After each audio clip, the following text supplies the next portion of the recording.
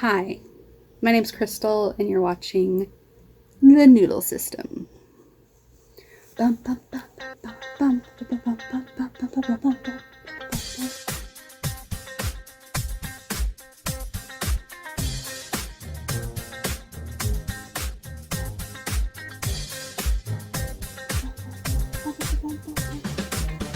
Alright, so you see my stained shirt has dinner all over it.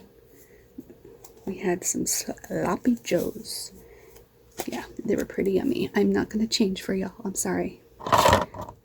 That's just called common sense. No, I don't know what it's called. It's called being lazy, I guess. Alright, I don't know if you guys have heard of this. Maybe I'll put a better picture up. Yeah, I'm going to put a better picture up. But just for the sake of illustration purposes, I'm going to draw this out really quick. If you watched the last video, don't worry, you don't have to watch the last video in order to understand this video. This is a completely different subject. But if you watched the last video, then you know that earlier this evening, my husband and I were talking about the argument that the Noodles had in the headspace this morning. Basically, we're trying to come up with our core values. I explained more of that in the previous video, but basically what we're trying to do is come up with core values that all of the noodles in our system can agree on, so that when there is disagreements or like tough decisions to make that we can't seem to align ourselves with, then we need to see if it aligns with our core values, and then we'll either negotiate it so that it does or throw it out. So we've got 1, 2, 3, 4, 5.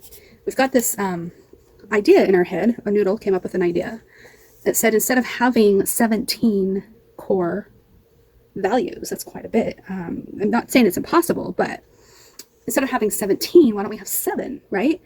7 because there's 7 things of the Constitution, 7 articles of the Constitution. There's 7 letters in the name Crystal. There's 7 letters in the word rainbow. There's 7 letters in the word noodles. Like, we're just really liking the 7 here. Oh, and do you see this? Do you see this little painting right here? I did not paint it. I just bought it from a neighbor who painted it. There's 7 colors in the rainbow. Now, I don't know if you know this, but pink is not on the rainbow, not on your typical rainbow. You've got red, orange, yellow, green, cyan, indigo, purple, right? Did I miss one? Red, orange, yellow, green, cyan, indigo, purple. Yeah, there's not even a pink. There's not a lime. There's not a teal. So a lot of our noodles are not on here.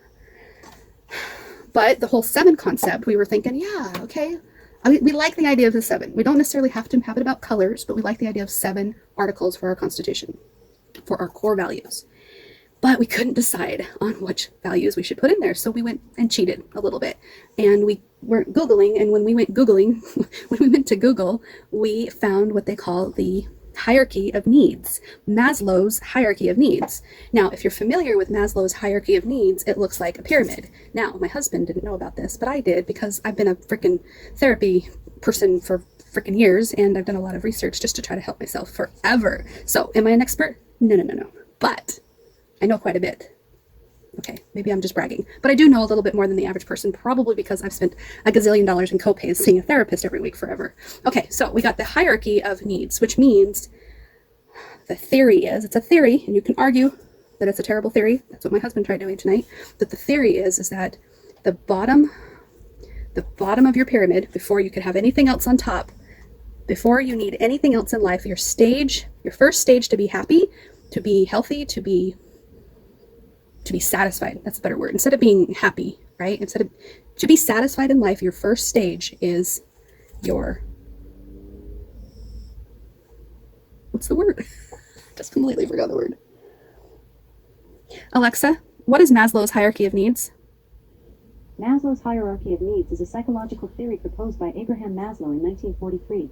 The theory is based on the idea that humans have 5 basic needs for happiness and health. Ordered from most important to least in the shape of period, the needs are physiology, safety, love and belonging, esteem and self-actualization. All right, I figured it out. Thank you, Alexa. Thank you. Okay, so physiological. Did you notice how she said the word happy, happiness, and health? I said that, and then I changed my mind to satisfied. But it is. If you have happiness and health, then your life should be satisfying, right?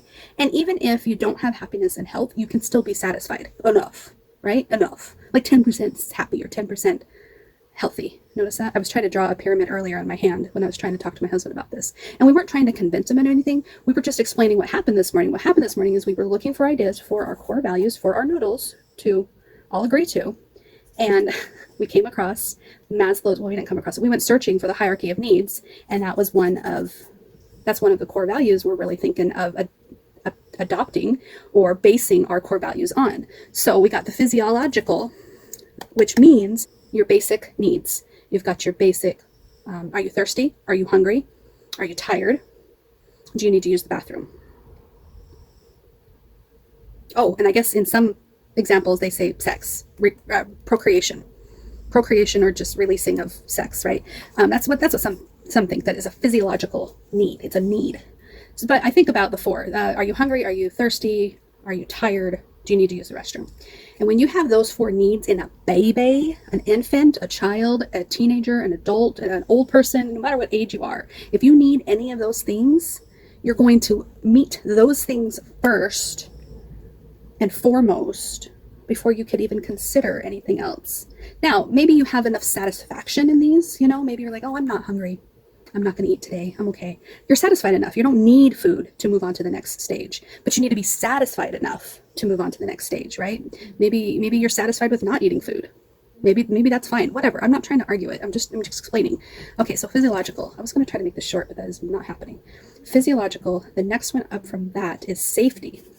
So once the little caveman has found his basic needs being met, he will do stage 2, which is looking for safety. Roof over my head. Am I safe from predators? Am I safe from the storm? Am I safe physically and mentally and all that stuff, right?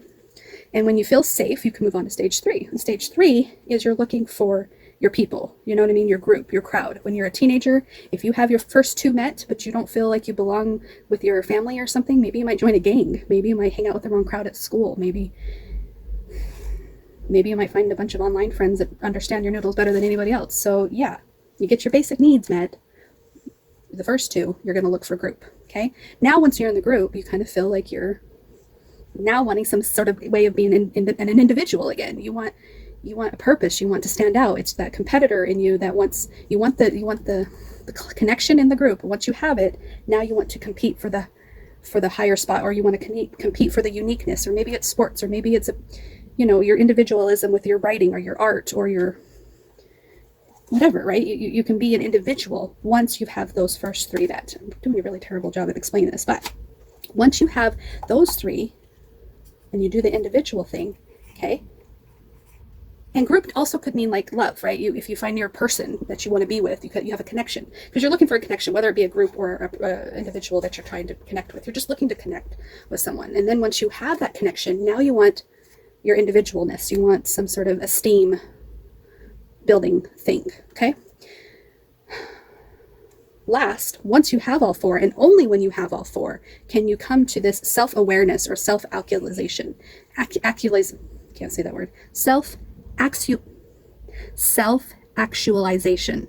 What this means is now you can see problems, or see beauty, or see wonderfulness, or see where things can improve, or see where you can improve, or you're just really humble. You're not full of yourself. You're in self-actualization. I am really dirty. This is kind of embarrassing. Why did we wear this shirt? Why didn't we change shirts before we started recording?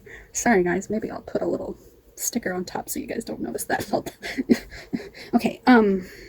So we have these 5 things, and then Maslow's theory is that if let's say this is just me kind of elaborating here. Let's say you only have 10% met of your first 2.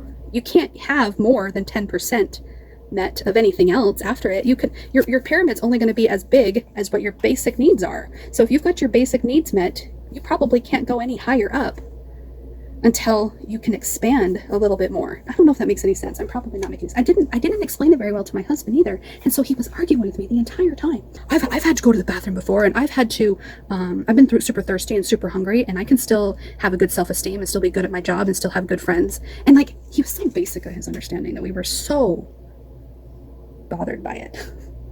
It took us everything we had to bite our tongue, and it wasn't until 2 hours later, yes, that's right, 2 hours later, that he finally agreed to stop talking about it. And the only way he agreed to stop talking about it is when we finally told him that he was right.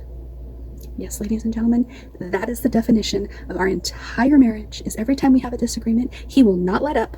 Even when I say, I'm not arguing about this anymore, even when I say, you know what, you're right, you're fine, you're everything, if he thinks that I'm not serious about him being right, he will continue to argue the point. Oh my gosh, I'm so mad at myself for just now realizing this, but I'm going to forget it because I'm going to have emotional amnesia and I'm going to end up saying something different when I'm a different noodle. I just know it. Anyways, hopefully maybe I'll watch this again and I'll remember this and maybe I'll stick it in my brain a little harder. But Maslow's hierarchy of needs is what we were thinking our core values should be based on. I'm not really sure what that would look like. I know creativity and honesty, trust, stuff like that is all in here. Hygiene, that's a physiological, like I need to take showers and brush my teeth and stuff like that. That's like a basic thing. So like if a noodle doesn't feel like showering, that's kind of against our constitution. I don't know. I'm not really sure what I'm doing here. So I guess continue following along if you want. If not, I'm totally okay with it. I'm not going to take it personal or anything. But another noodle might. Just don't say anything mean. That's all we're asking. Please. We're going to go now. You can watch the next video if you want. Hopefully I have edited the crap out of this so it wasn't as long. You're welcome. Maybe I've sped up my voice. I don't know. Maybe. I wish my hair was just a little bit longer. I think it's too short. I think it looks like a clown. I think it looks like Einstein. I don't like it, but I don't hate it, but I don't love it. So we're just gonna shut up. We're just gonna be quiet now. Okay. I'll talk to you later. Bye.